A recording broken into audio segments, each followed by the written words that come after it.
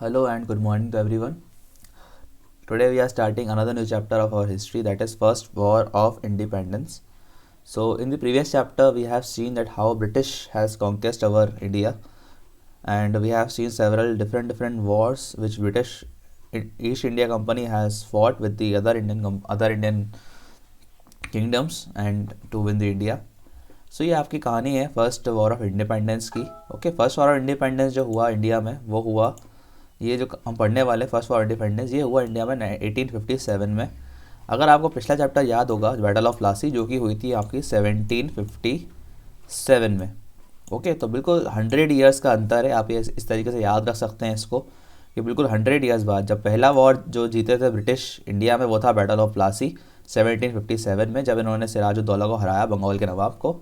और वहाँ से जीतने के बाद 100 साल में ही ब्रिटिश लोगों ने इतना कुछ तंग कर दिया इंडियंस को, इतना गलत फैला दिया इंडिया में कि इंडियन लोगों को आखिरकार जो है हथियार लेकर उतरना पड़ा ब्रिटिश को मारने के लिए, ब्रिटिश लोगों के खिलाफ. और इसी को हम बोलते हैं हमारा first war of independence. So start करते हैं. इस चैप्टर में हम लोग पढ़ने वाले कुछ रीजनल रिवोल्ट्स. देखिए, रिवोल्ट जब भी होता है तो ऐसा नहीं होता कि बस ऐसे ही कोई बात फैली और सब लोग दिल्ली पहुंच गए, ऐसा नहीं होता है. कुछ छोटी छोटी जगहों पे कुछ कुछ छोटे छोटे इवेंट्स होते हैं जिससे क्या होता है, कुछ लोकल लोग जो हैं वो एक साथ आते हैं, फिर एक साथ सब मिलके छोटे छोटे लोग जो हैं फिर एक साथ बड़ा रिवोल्ट करते हैं. तो पहले कुछ छोटे छोटे रीजनल रिवोल्ट्स होंगे, फिर होगा रिवोल्ट 1857 का. ये क्या होता है रिवोल्ट हम देखेंगे, इसके कॉजेज़ क्या हैं, मेन इवेंट्स क्या रहे, इसको फिर सप्रेस कैसे किया, क्योंकि जो फर्स्ट वॉर ऑफ इंडिपेंडेंस यहाँ इसको हम रिवोल्ट ऑफ 1857 बोलें, ये एक फेलियर था, ये सक्सेसफुल नहीं हो पाया था. सक्सेस हो जाता तो 1857 में इंडिया इंडिपेंडेंट नहीं हो जाता, यहाँ जो भी ये कुछ अलग होता. कॉजेस ऑफ फेलियर, क्या क्या कॉज रहे फेल के, ऐसा क्यों हुआ कि फेल हो गया रिवोल्ट, एक साल के अंदर ही इसको पूरा ख़त्म कर दिया गया. और एंड में रिजल्ट जो कि हमें पता है कि जो कि सप्रेस हुआ, फेलियर लिखा हुआ, पर रिजल्ट्स और भी हम देखेंगे इसके आगे क्या है कि फेल होने के अलावा भी इसके कुछ फ़ायदे रहे इंडियंस को कि नहीं रहे, कुछ कुछ चेंजेस जो आए इंडिया में उसके बाद, इंडिया एडमिनिस्ट्रेशन के बाद. तो चलिए स्टार्ट करते हैं इसके आगे. By the first half of 19th century, the East India Company had brought major portion of India under its control. Other areas were indirectly under their control to subservient Indian rulers, and the Mughal power was almost negligent. So हमने देखा था कि 1757 में battle of Plassey और 1764 में battle of Buxar जीतने के बाद ऑलमोस्ट जो है मुग़ल इंडिया का जो सफाया कर दिया था ब्रिटिश ने. जो उनके लास्ट पावरफुल थोड़े बहुत भी थे जो रूलर थे जिनका नाम था शाह आलम II, उनको हरा दिया था ब्रिटिश ने बैटल ऑफ बक्सर में. 100 years after the battle of Plassey, anger against the unjust and oppressive British government, क्योंकि ब्रिटिश जो गवर्नमेंट का रूल था वो बहुत ऑप्रेसिव था, बहुत इंडियंस के खिलाफ था, काफ़ी हाई फाई टैक्स लेते थे ये लोग इंडियंस से और इंडियंस की सारी पावर छीन ली गई थी.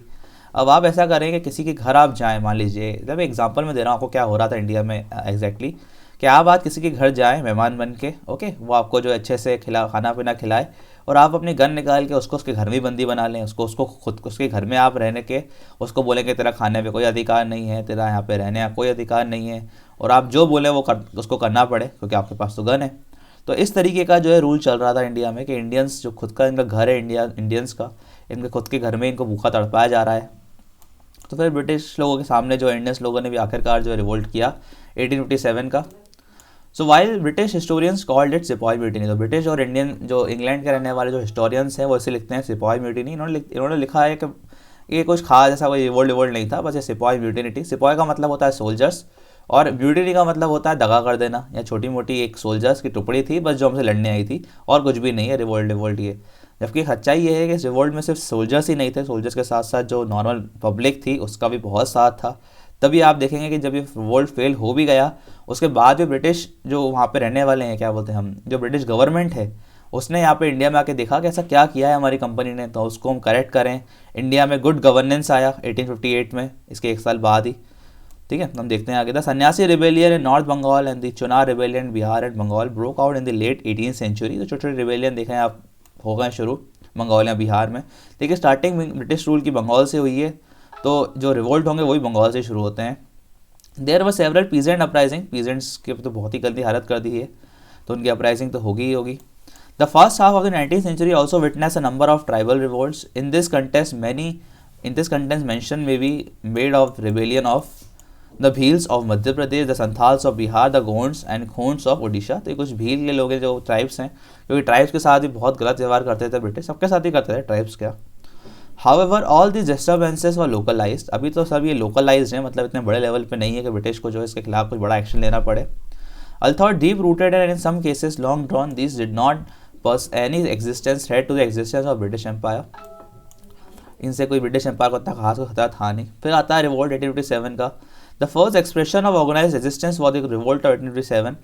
It began as a revolt of sepoys. ये स्टार्टिंग हुआ था कि कुछ सोल्जर्स ने जो है अपने जो हथियार होते हैं उनको लेकर ये ब्रिटिश के खिलाफ लड़ने चले गए थे.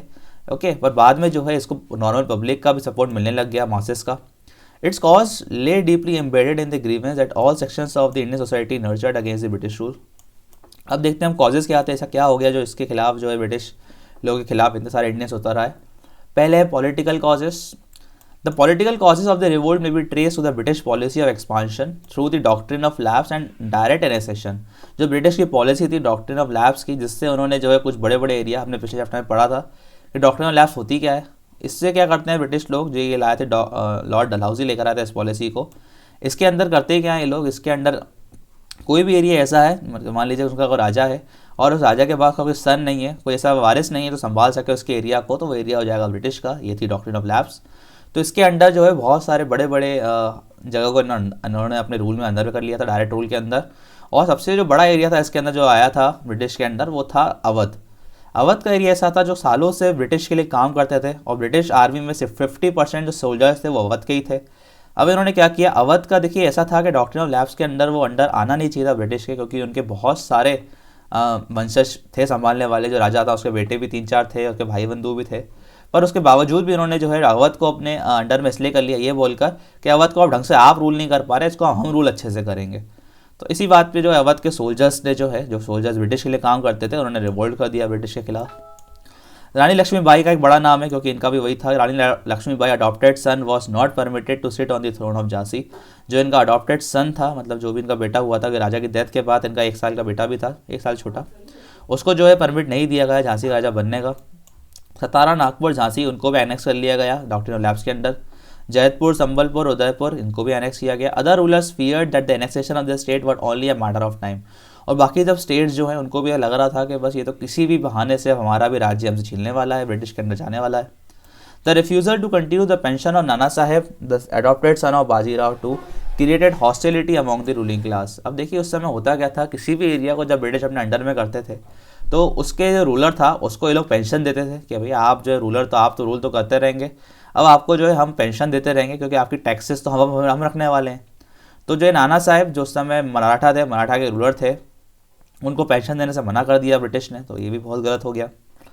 More over the sentiments of the people were hurt when it declared that the descendants of the titular Mughal emperor Bahadur Shah second जो है लास्ट मुगल किंग है इंडिया के, would not be allowed to live in Red Fort. इनको जो है इनके red fort जो किला है मुगल्स का, उसमें रहने से मना कर दिया और उसमें जो है इनको पेंशन देने से भी मना कर दिया ब्रिटिश ने. जिससे क्या हुआ, जो मुगल्स को फॉलो करने वाले लोग थे उनमें बहुत गुस्सा हो गया. द एनेक्सेशन ऑफ अवध जो हम बात कर चुके हैं by Lord Dalhousie on the pretext of maladministration, कि भैया आप अच्छे से संभाल नहीं पा रहे हो तो हमें दे दो, left thousand of nobles, officials, retainers and soldiers jobless. This measures converted Awadh, a state hitherto loyal to the British, into a hotbed of discontent and intrigue. The sepoy, mostly recruited from the province, were deeply hurt by this act of betrayal and strong step by the British towards the ruler and people of the loyal state. जो बात हमने करी वही है यहाँ पर. Social and religious causes क्या रहा है इसमें. A large section of the population was alarmed by the rapid spread of Western civilization in the India. An act in 1850 changed the Hindu law of inheritance, enabling a Hindu who has converted to Christianity to inherit his ancestral properties. अब देखिए उस समय हुआ क्या था, बहुत सारे Hindus को जो है कन्वर्ट करने के लिए भी जो बहुत सारे मिशनरीज इंडिया में आए थे कि ताकि हिंदूज़ को जो है कन्वर्ट किया जाए क्रिश्चियंस में. तो उस मिशनरीज़ का जो उस समय एम था इंडिया में वो आने का, वो बहुत ही डिस्ट्रॉय हो चुका था क्योंकि हिंदूज़ लोगों को जो है पता चल चुका था कि हमारा ये लोग जो है धर्म और हमारा रिलीजन जो चेंज करने के लिए हम लोगों को चाहते हैं ये लोग आएँ. Besides, the missionaries were allowed to make conversion to Christianity all over the India. The people were convinced that the British were planning to convert Indians to Christianity. वो चाहते हैं कि पूरा इंडिया को जो है ये लोग पूरा ब्रिटेन बना दें, पूरा क्रिश्चियन कर दें हर जगह. The abolition of practices like sati and female infanticide and legislation legalizing widow remarriage were threats to establish social structure. अब देखिए आज हम जानते हैं कि सती प्रथा, फीमेल इन्फेंटिसाइड और ये विडो रीमैरिज सब गलत हैं, पर उस समय ये जो है ये रिलीजन का एक पार्ट हुआ करते थे. जिसको ब्रिटिश लोगों ने, ये तो सही बात है कि सही किया गलत इनको बैन करके, बट उस समय के लोगों को लगा कि भैया ये हमारे सोशल सेंटिमेंट्स का खिलवाड़ है, ये बहुत ही गलत कर रहे हैं ब्रिटिश लोग, हमारे धर्म के खिलाफ काम है सब कुछ। Even the introduction of railway and telegraph was viewed with suspicious. उस समय रेलवे का भी इंट्रोडक्शन हुआ था इंडिया में, और टेलीग्राफ लाइंस का भी जो है उस समय स्टार्टिंग हुए थे, जिसको लोगों ने लिखा कि ये भी जो है कहीं ना कहीं हमारे देश के खिलाफ ही है जो भी हो रहा है। नेक्स्ट देखते हैं हम लोग economic causes. In rural areas peasants and zamindar resented the heavy taxes on land and stringent method of revenue collection followed by company. तो बहुत ही हैवी टैक्सेस थे, हमने बात की थी पिछले चैप्टर में भी कि 89% जो टैक्स जो है ब्रिटिश वो लेते थे। Many among these groups were unable to meet the heavy revenue demands and repay their loans to money lender। अब देखिए ब्रिटिश लोग ये जो है रूल लेकर आए कि अगर आप टैक्स पे नहीं कर पाओगे तो आपकी ज़मीन जो है वो किसकी हो जाएगी, ब्रिटिश की हो जाएगी। तो ये सॉरी, ये एक बहुत ही गलत चीज़ हो गई थी ब्रिटिश लोगों के साथ, और सॉरी इंडियंस लोगों के साथ, कि भैया अब अगर हम टैक्स पे नहीं करेंगे तो हमारी ज़मीन भी हमारी नहीं है। तो उनको जो है बहुत ही गुस्सा वहाँ पे बढ़ना चालू हो चुका था उन सब चीज़ों से। अब देखिए आप देख रहे हैं इन सब चीज़ों से हम लोग ये जान रहे हैं कि इंडिया में जो है धीरे धीरे गुस्सा तो बहुत उबल रहा है लोगों में, लगभग हर सेक्शन में किसी ना किसी कारण से जो है गुस्सा है। फिर आप देखेंगे कि एक ऐसी चीज़ आएगी, जैसे आप बोलते हैं ना कि एक चिंगारी बस फेंकने की देर होती है आग लगाने के लिए, फिर वो चिंगारी हम देखेंगे क्या लगी यहाँ पर। पहले इसको देख लेते हैं। और the economic exploitation by the British and the complete destruction of traditional economic structure cause wide spread resentment among all sections of the people. अब देखिए मैं आपको समझाऊं कि इन्होंने जो है भारतीय लोगों की, इंडियन लोगों की जो है जो इकोनॉमिक थी उसको कैसे डिस्ट्रॉय किया। देखिए इंडियंस लोग दो मेन काम करते थे उस समय, एक तो एग्रीकल्चर और एक होता है आपका क्राफ्ट, आर्ट एंड क्राफ्ट की चीज़ें जो राजा और महाराजा को बना के बेचते थे। एग्रीकल्चर को डिस्ट्रॉय किया उन्होंने हाई टैक्स लगाकर, अब ऑलमोस्ट 89% टैक्स लगाकर। अब इतना टैक्स अगर आप लगाएंगे तो क्या उगाएगा वो सामने वाला, क्या खुद लेगा। उसके बाद 10% ज़मींदार अपना खुद का भी लेता था, सिर्फ 100 रुपये में से 1 रुपये मिलता था उगाने वाले को, जो कि जिससे एग्रीकल्चर इंडिया का पूरा डिस्ट्रॉय हो गया। फिर आता है क्राफ्ट्स, आर्ट एंड क्राफ्ट, जो चीज़ें बनाते थे लोग, ज़्यादातर इनको जो खरीदने वाले थे वो थे किंग, जो किंग्स होते थे ज़्यादातर आर्ट एंड क्राफ्ट चीज़ें वही खरीदते थे क्योंकि महंगी होती थी थोड़ी सी है। अब ब्रिटिश लोगों ने क्या किया, किंग्स को तो हटा दिया राज्य से, ओके किंग्स तो ख़त्म हो चुके हैं। फिर आर्ट एंड क्राफ्ट की चीज़ें बेचने के लिए जो है बाहर गए, मतलब थोड़ा इंडिया से बाहर आसपास चाइना वाइना के आसपास जगह बेचते थे थोड़ा बहुत। फिर जो है इनके आर्ट एंड क्राफ्ट पे ब्रिटिश लोगों ने लगा दिया high import tax, export tax, okay बहुत ही हाई टैक्स लगा दिया कि अगर आप इंडिया से बाहर बेचने जाते हो तो आपको भरना पड़ेगा 1000% के आसपास टैक्स। मतलब अगर आपकी चीज़ आप 1 रुपये की बना रहे हो तो 1000 रुपये हमको देके वो चीज़ हो जाएगी 1001 रुपये की, तो कौन लेगा वो चीज़ इतनी महंगी। ऐसे करके जो है इंडियंस का आर्ट एंड क्राफ्ट सिस्टम भी ख़त्म हो गया, तो इंडियंस के पास कोई काम नहीं बचा, ओके बहुत बेरोज़गारी उस समय इंडिया में बढ़ती चली जाएगी यहाँ से। आगे हम देखें इसको अगर, तो मिलिट्री कॉजेज़ भी थे कुछ, जो मिलिट्री कॉजेज़ जो थे बहुत ही इंपॉर्टेंट है यहाँ पर। The revolt of 1857 started a sipahi mutiny, it was only later on that other elements of the Indian society joined the revolt. Indian sepoys formed more than 87% of Indian troops in India। तो देखिए Indian British लोग भी बहुत होशियारी से उन्होंने क्या किया कि रूल तो ये इंडिया पे करते दिख रहे थे, पर इनकी जो आर्मी थी उसमें 87% तो इंडियंस ही थे। अब ऐसा क्यों था, क्योंकि आपने देखा कि इंडियंस लोगों का सारा जो रोजगार है वो ख़त्म हो चुका है, अब जीने के लिए उन्हें कुछ तो करना है। और ब्रिटिश आर्मी उस समय बहुत अच्छा एम्प्लॉयमेंट प्रोवाइड करवाती थी, मतलब अगर ब्रिटिश आर्मी जो है बहुत रेगुलर सैलरी देती थी उस समय लोगों को, ओके इसीलिए ज़्यादातर जो इंडियंस हैं उस समय वो ब्रिटिश आर्मी ज्वाइन करने चले गए। They were considered inferior to British soldier, पर इनके साथ भी बहुत गलत बर्ताव हुआ क्योंकि इनको जो है ब्रिटिश सोल्जर्स के नीचे माना जाता था। And Indian sepoy was paid less than a European sepoy of the same rank. अगर एक इंडियन सोल्जर है और एक यूरोपियन सोल्जर है, दोनों की रैंक सेम है आर्मी में, तो भी यूरोपियन सोल्जर को ट्रीटमेंट भी अच्छा मिलेगा और सैलरी भी ज़्यादा मिलेगी उससे। Besides an Indian sepoy could not rise to rank higher than that of a subedar, और इंडियन अगर कोई है तो उसको सूबेदार से ऊपर पोस्ट नहीं मिल सकती आर्मी में। आपको अगर आज पता हो तो आज सूबेदार से ऊपर भी बहुत सारी आर्मी पोस्टें होती हैं, जैसे कि लेफ्टिनेंट होता है, लेफ्टिनेंट कर्नल होता है, जनरल, मेजर, वो सारी की सारी बड़ी बड़ी पोस्टें सिर्फ यूरोपियंस लोगों के लिए रिजर्व थी। The expansion of British empire in India has adversely affected the service condition of Indian sepoys. They were required to serve in areas far from their homes, और जो ब्रिटिश लोग, क्योंकि काफ़ी बड़ा उनका जो था वो किंगडम, तो इसलिए बहुत सारे इंडियंस को अपने घर से बहुत दूर जाकर सर्व करना पड़ता था। In 1856, Lord Canning issued the General Service Enlistment Act, which required that a sepoy must be ready to serve even at British land across the sea। तो ये जो रूल आया जिसको हम बोलते हैं जनरल सर्विस एनलिस्टमेंट एक्ट, कि Indian soldiers को जो है अब सर्व करने के लिए ब्रिटिश ले जाया जाएगा, ठीक है। तो उस समय होता क्या था, उस समय हिंदू रिलीजन में समुद्र को पार करना जो है गलत माना जाता था बहुत, माना जाता है कि अपशगुन काम होता है काफ़ी समुद्र को पार करना।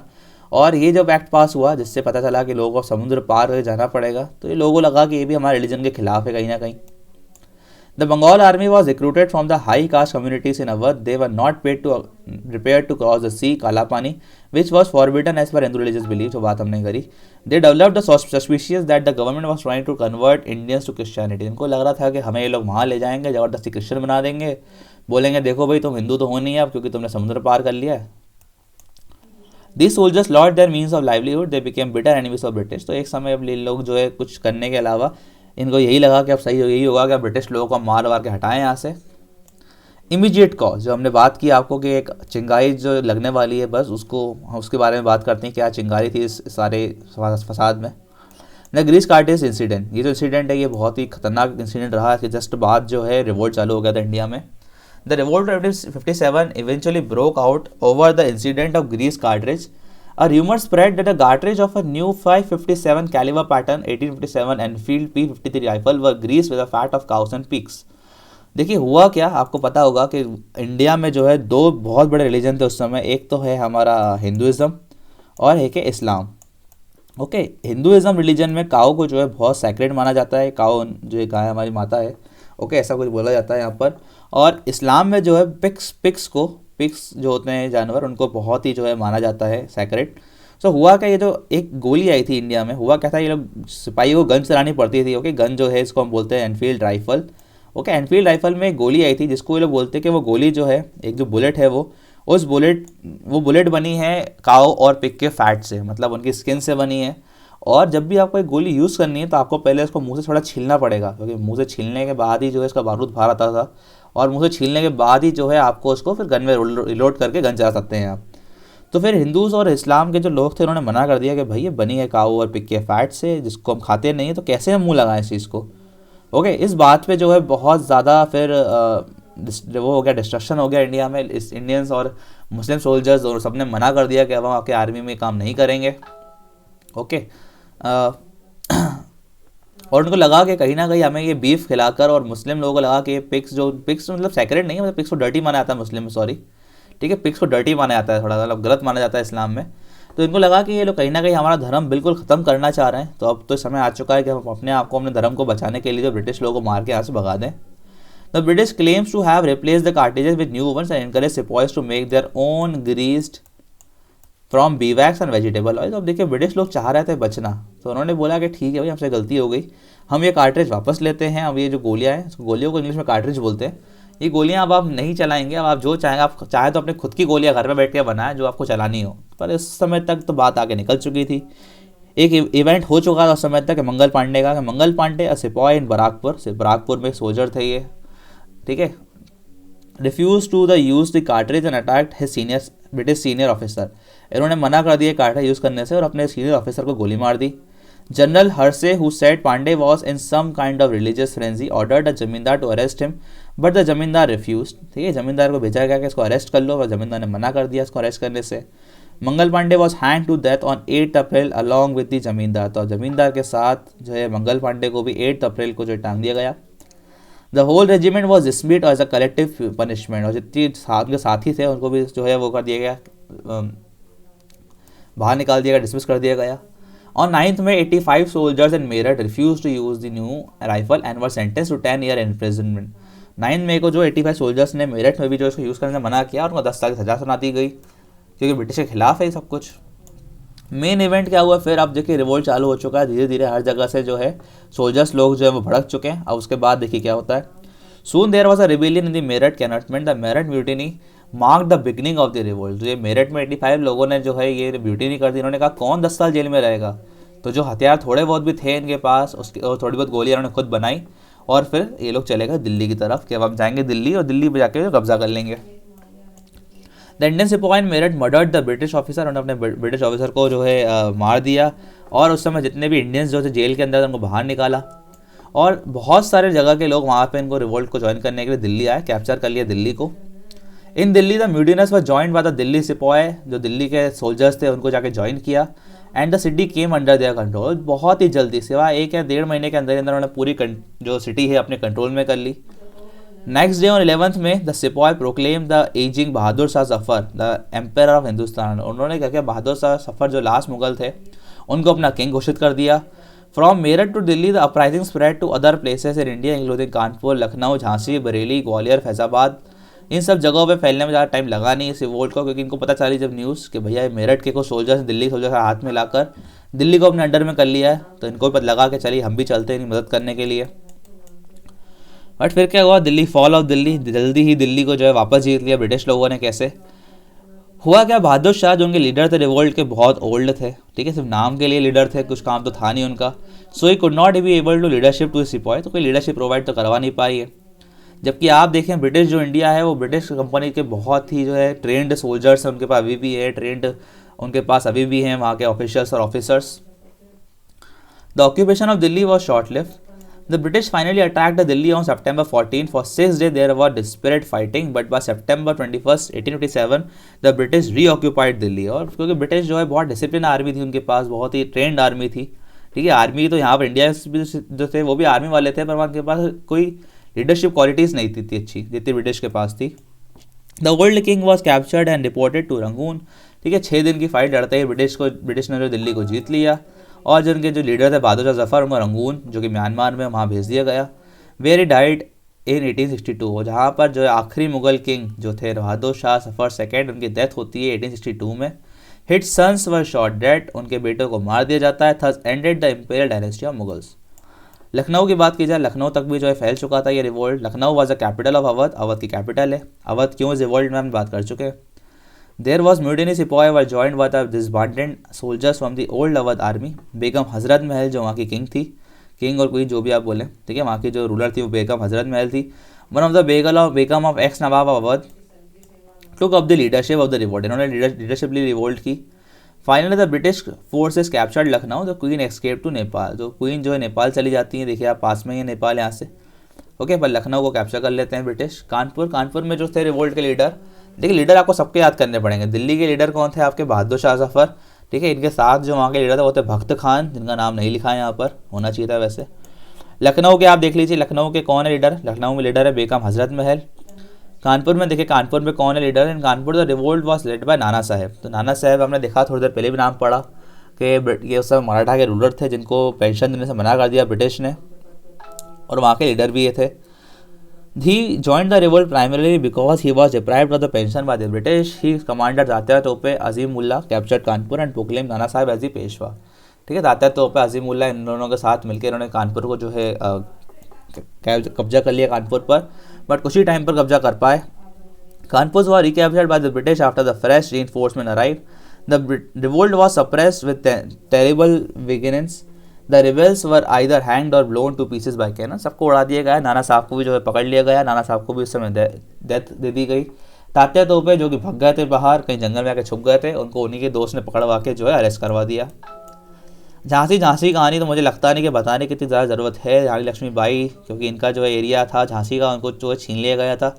इनके जो सन है जो कि जिसको लेके दिखा देख भी रहा हो आपको, जिनको लेके लड़ रही हैं ये, ठीक है। एंड में क्या हुआ, रानी लक्ष्मीबाई एंड में हार जाती हैं ब्रिटिश से, क्योंकि लड़ते लड़ते रानी लक्ष्मीबाई एस्केप्ड लेटर ऑन, क्योंकि भग जाती है फिर हारने के बाद कहाँ, ग्वालियर की तरफ, ठीक है, सॉरी भग जाती है ये और जाके ज्वाइन कर लेती है इसको तात्या तोपे को, और ये जाते हैं फिर ग्वालियर में लड़ने के लिए एंड कैप्चर्ड इट, ठीक है। तो ग्वालियर को जाके कैप्चर कर लेते हैं। पर ग्वालियर का उस समय किक थे सिंधिया जो कि मराठा हैं। Scindia loyal ally of British was driven out, और सिंधिया ने जो है उस समय सिंधिया के ऊपर बहुत रिस्पॉन्सिबिलिटी कि वो साथ दे रानी लक्ष्मीबाई का, पर उन्होंने ऐसा नहीं किया, उन्होंने साथ दिया किसका, ब्रिटिश का, ठीक है। उन्होंने साथ दिया ब्रिटिश इंडिया का। Fierce fighting allowed the Rani Lakshmibai fought at tigress. She was defeated and killed by sir Hugh Grow, जो उस समय आर्मी कमांडर थे ब्रिटिश के, वो मारते हैं रानी लक्ष्मीबाई को और एंड हो जाता है इनका रिवोल्ट का। अदर सेंटर्स, छोटे मोटे और भी सेंटर्स जो हैं आपके, जैसे कि बिहार में रिवोल्ट करना है कुंवर सिंह। सप्रेस कैसे किया इसका रिवोल्ट का, सीधी सी बात है, लड़ाई करके सप्रेस किया रिवोल्ट को। The British army commander Henry Havelock and join Colin Campbell. तो ब्रिटिश, ये बहुत इंपॉर्टेंट नाम है दोनों, Henry Havelock and Colin Campbell, क्योंकि दोनों ब्रिटिश कमांडर थे, but specially successful. Delhi was the first to be recaptured, सबसे पहले दिल्ली को जीता इन्होंने, ठीक है। दिल्ली को जीतकर जो मेन सेंटर था रिवोल्ट का उसको ख़त्म किया इन्होंने, और इनके जो लीडर थे उसको जो रंगून भेज दिया, वर्मा जो कि म्यांमार है आज। बख्त खान जैसे मैंने आपको नाम बताया, ये जो थे यहाँ के लीडर थे ये दिल्ली के। Bahadur Khan, Rani Lakshmibai and Kunwar Singh died on the battlefield, लड़ते लड़ते इन सबकी डेथ हो जाती है। वाइल तात्या तोपे was arrested and hanged, Begum Hazrat Mahal and नाना साहब एस्केप टू नेपाल। अच्छा सर, नाना साहब भी नेपाल चले गए, okay. And all resistance against the British was subdued, तो जितने भी लोग भी लड़ाई था, जो भी सब कुछ था वो ख़त्म कर दिया गया धीरे धीरे। जो भी एरिया था जो जीते थे ये लोग, वो सबको ब्रिटिश इंडिया ने वापस जीत लिया अपने अंडर। द revolt 57 lasted for more than year के एक साल के आसपास चला। It was suppress by the middle of 1858 तक आते थे, ख़त्म कर दिया गया इसको। On July 8, 1858, 14 months after the outbreak at the Meerut, peace was finally proclaimed by Canning, जो कैनिंग उस समय इंडिया के वॉइसरॉय बने, सबसे पहले वॉइसरॉय, सबसे आखिरी गवर्नर जनरल। उन्होंने पूरी तरीके से पीस जो है वापस ले आया। कॉजेज ऑफ फेलियर मैं आपको फटाफट बताते आता हूँ। सबसे पहला कॉज ऑफ फेलियर है लिमिटेड अपराइजिंग, मतलब ये जो रिवोल्ट था ये सिर्फ कुछ चुनिंदा जगहों पे था, ऑल ओवर इंडिया नहीं फैल पाया, सिर्फ नॉर्थ इंडिया तक ही रहा। आपने देखा बिहार, बंगाल, दिल्ली सब यहीं पे चल रहा है, साउथ इंडिया का नामो निशान नहीं है। और क्या है आपका नो इफेक्टिव लीडर, हमने बात की जो उनके लीडर थे रिवोल्ट के, मेन लीडर कौन थे, बहादुर शाह जफर, वो थोड़े ओल्ड थे और उनमें लीडरशिप क्वालिटीज़ नहीं थी, इसलिए इतनी इफेक्टिव लीडरशिप नहीं मिल पाई इन लोगों को। जबकि ब्रिटिश लोगों के पास जो लीडर्स थे लॉर्ड कैनिंग जैसे, जो कि बहुत ही ट्रेंड थे। लिमिटेड रिसोर्सेज, उनके पास रिसोर्सेज लिमिटेड थे, लड़ाई वड़ाई करने के लिए इतने ज़्यादा पैसा था नहीं उनके पास, जबकि ब्रिटिश के पास जो है काफ़ी मनी भी था, काफ़ी ज़्यादा उनके पास वेपनरी भी हाईफाई थी। No participation of the influential class, जो इन्फ्लुएंशियल क्लास थी, जो बड़े इंडिया के बड़े लिखे लोग थे जिनको हम एलाइट क्लास बोलते हैं। अभी हमने देखा ऊपर भी कि सिंधिया जो कि राजा थे ग्वालियर के, उन्होंने साथ नहीं दिया इंडियंस का, और जो एलाइट लोग थे उन्होंने भी बोला कि कौन लड़ाई वड़ाई करे, वायलेंस नहीं करेंगे हम, ओके। तो जितने भी बड़े यार एलाइट क्लास है उन्होंने साथ नहीं दिया इंडियंस का। Futures of the revolt, futures क्या आ रहा है रिवोल्ट के फटाफट देख लेते हैं हम लोग। It was a long lasting, ठीक है, थोड़ा बहुत एक आध साल तक चला, वाइड स्प्रेड मूवमेंट था। It spread bigger as a sipahi mutiny, पहले इसमें जो सिपाहियों ने स्टार्ट किया, पर बाद में जो है सोसाइटी के हर इंसान ने ज्वाइन किया इसको। पीजेंट्स एंड आर्टिसन पार्टिसिपेटेड, ठीक है, पीजेंट्स आर्टिसंस ने भी ज्वाइन किया इसको। In many reasons common people revolted much before the सिपाही एक्टेड। हिंदू मुस्लिम यूनिटी जो थी इस वाले रिवोल्ट में वो काफ़ी हाई थी, क्योंकि आपने देखा कि दोनों ही हिंदू मुस्लिम जो थे सोल्जर्स, उन्होंने रिवोल्ट कर दिया था, ओके। तो इस रिवोल्ट के बाद भी ब्रिटिश को लगा कि हिंदू मुस्लिम यूनिटी हमें तोड़नी पड़ेगी, क्योंकि ये बहुत ही ज़्यादा दिक्कत देने वाली है हमें। रिजल्ट क्या रहा रिवोल्ट का देखते हैं हम लोग। तो रिजल्ट के बाद जो है जो रानी थी यहाँ की इंग्लैंड की क्वीन विक्टोरिया, वो इंडिया आती हैं। East India company rule in India इसको ख़त्म कर दिया जाता है। जो कंपनी होती है ईस्ट इंडिया कंपनी, उसका रोल अब एंड हो जाता है, और अब ब्रिटिश जो क्राउन है, जो ब्रिटिश का किंग है, वो डायरेक्टली रूल करेगा इंडिया पर भी, इस तरह अनाउंस किया जाता है। This was announced by Lord Canning at a durbar in Allahabad in a proclamation issued on 1 November 1858 in the name of queen. Thus Indian administration was taken over by Queen Victoria. अब जो ये ब्रिटिश ईस्ट इंडिया कंपनी है ये rule नहीं करेगी India पर, अब directly जो क्वीन विक्टोरिया हैं अब वो रूल करेंगे इंडिया पर, वहाँ से ब्रिटिश से। अब वाइसराय वॉज अपॉइंटेड, जो ब्रिटिश के गवर्नर थे पहले लॉर्ड कैनिंग, उनको नाम चेंज करके वाइसराय बना दिया गया, जो कि लॉर्ड कैनिंग बने इंडिया के फर्स्ट वाइसराय 1858 में। Changes and reforms after the movement, बाद में जो है और भी बहुत सारे चेंजेस आए इंडिया में। मेन चेंजेस जो इंडिया में आए वो थे कि अब इंडियंस को भी जो है आर्मी में जगह दी जाएगी, ओके। जैसे कि यहाँ पे लिखा हुआ था ratio of European to soldier army was increase, okay. European soldiers को बढ़ाया गया, इंडियन सोल्जर्स को जो इक्वालिटी दी गई आर्मी में। All important and strategic position were to be held by European troops, अभी भी पर जो है सारी जो इंपॉर्टेंट पोजीशन है आर्मी में वो यूरोपियन संभालेंगे।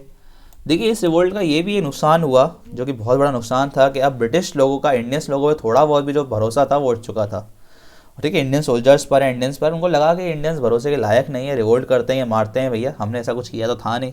हम बोल भी रहे थे कि भैया क्रिस कार्टेज जो आपको अच्छी नहीं लग रही है वो उसको हटा देंगे, आप बोले हम वो कर लेंगे, वैसा नहीं करने दिया उन्होंने। अब British cabinet minister was appointed to the manage affair in India, जो ब्रिटिश के कैबिनेट मिनिस्टर थे उनको इंडिया भेजा गया।